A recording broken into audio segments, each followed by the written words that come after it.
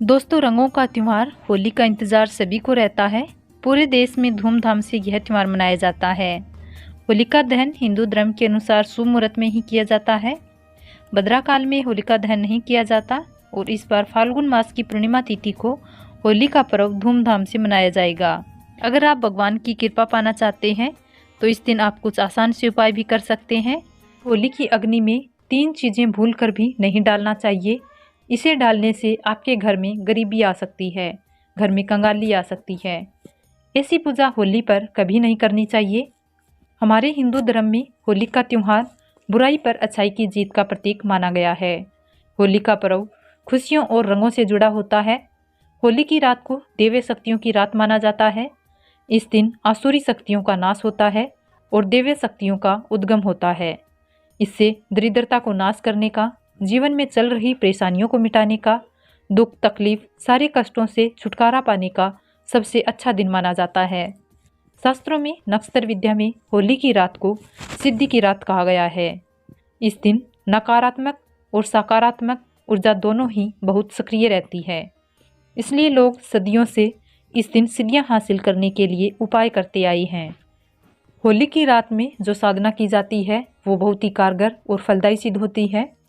इस दिन आप किसी भी देवता की साधना को सिद्ध कर सकते हैं। आज की इस वीडियो में आप जानोगे होली पर किए जाने वाले कुछ प्रभावशाली उपाय, जिससे आपको आने वाले नए हिंदू नववर्ष में खुशियां ही खुशियां मिलेगी। लेकिन क्या आप जानते हैं, होली पर इन 3 चीज़ों को कभी नहीं चढ़ाना चाहिए, नहीं तो इसका उल्टा असर आप पर ही पड़ सकता है। शास्त्रों के अनुसार माना जाता है कि होलिका दहन पर होलिका की अग्नि में टूटा हुआ गन्ना अर्पित नहीं करना चाहिए, ना ही खराब गन्ना अर्पित करना चाहिए, नहीं तो आपको होली माता का श्राप लग सकता है। टूटा हुआ गन्ना पूजा पाठ में इस्तेमाल नहीं किया जाता। इससे होली माता जाते जाते आपको श्राप दे सकती है। आपके घर में गरीबी का वास हो सकता है। शास्त्रों में माना जाता है कि जब होलिका दहन होता है तब होली की अग्नि में पवित्र चीज़ों को ही डालना चाहिए। जब आप अग्नि में गन्ना डालें तो गन्ने के ऊपर हरे भरे पत्ते ज़रूर होने चाहिए, क्योंकि पूजा पाठ में अधूरी चीज़ें इस्तेमाल नहीं की जाती। अधूरी चीज़ें इस्तेमाल करने से अधूरा ही फल प्राप्त होता है। इसलिए गन्ना साबुत होना चाहिए। होलिका दहन से पहले गन्ना लेकर अपने घर में अवश्य रख लें। गन्नों की संख्या 2, 5 या फिर 7 होनी चाहिए। दोस्तों, होली की अग्नि में पानी वाला नारियल नहीं चढ़ाना चाहिए, इससे आप पाप के भागीदार बन सकते हैं। हमेशा सूखा नारियल ही होलिका की अग्नि में अर्पित करना चाहिए। पानी वाला नारियल होली की अग्नि में भूल कर भी नहीं डालना चाहिए। होली की अग्नि में सूखा नारियल ही डाला जाता है। इस नारियल को अग्नि में डालने से पहले इस पर पूरे परिवार का हाथ अवश्य लगा लें। इससे होली माता जाते जाते आपको घर में सुख समृद्धि और धन प्राप्ति का आशीर्वाद देकर जाएंगी। पानी वाला नारियल आप पूजा के दौरान फोड़ सकते हैं, लेकिन अग्नि में कभी मत डालना। सूखा नारियल अग्नि में डालने से अग्नि माता आपकी सभी परेशानियों को अपने साथ ले जाती है और अग्नि देवता भी प्रसन्न हो जाते हैं। दोस्तों, माना जाता है कि होली माता को घर का भोग अति प्रिय है। अगर आपके घर में जो कुछ भी बनाया हुआ है वो होली माता को अवश्य अर्पित करें। लेकिन याद रहे, गुजिया चढ़ाते समय देख लें कि गुजियों की संख्या 3 नहीं होनी चाहिए। या तो 2 चढ़ा दें या फिर 5, 7, 11 और 21 चढ़ा सकते हैं, लेकिन गुजियों की संख्या 3 नहीं होनी चाहिए। ऐसे में एक संख्या भी गुजियों की नहीं चढ़ानी चाहिए। होलिका दहन में आप बर्फी का भोग लगा सकते हैं और जल अवश्य अर्पित करें।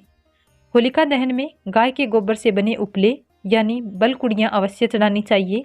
दोस्तों, होली की अग्नि में हरा चना, गेहूं की बालियाँ या कोई भी नई फसल अर्पित करें। इससे आपके घर में अन्न धन की कमी नहीं होगी। जब आप माता को बालियाँ अर्पित करें तो एक बार देख लें कि बालियाँ टूटी हुई ना हो, सूखे हुए पत्ते भी ना हो, बालियाँ हरी भरी होनी चाहिए। होलिका की अग्नि में सूखी बालियाँ चढ़ाने से पाप लगता है। दोस्तों, शास्त्रों के अनुसार माना जाता है कि अगर आपको मासिक धर्म आ जाए तो ऐसे में आप होलिका दहन की पूजा आप किसी और से करवा सकते हैं।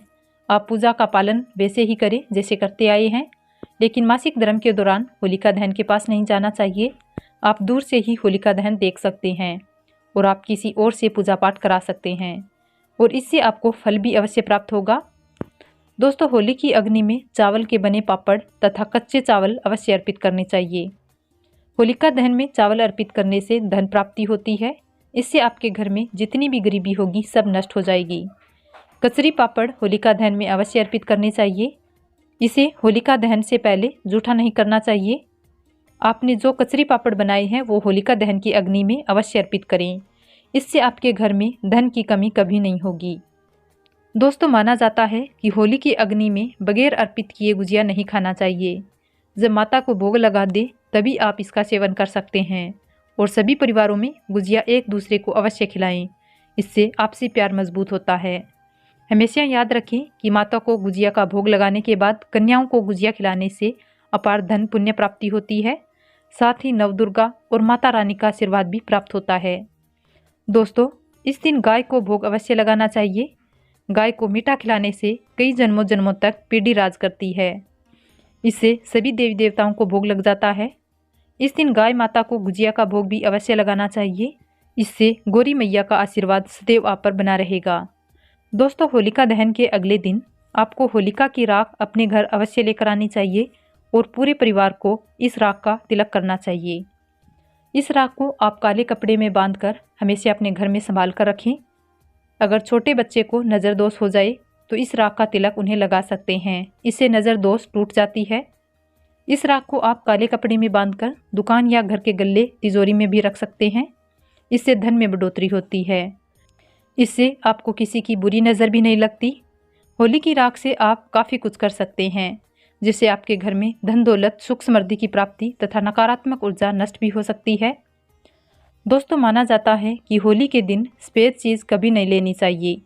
इस दिन टोने टोटके प्रभावशाली माने गए हैं। इस दिन सबसे ज़्यादा टोने टोटके किए जाते हैं। सफ़ेद चीज़ खिलाकर कोई आप पर काला जादू कर सकता है। इसलिए होली के दिन सफ़ेद चीज़ किसी से भी भूलकर नहीं लेनी चाहिए।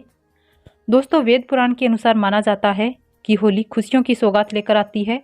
होली को प्यार का प्रतीक माना गया है। ऐसे में इस दिन मांस मदिरा का सेवन नहीं करना चाहिए।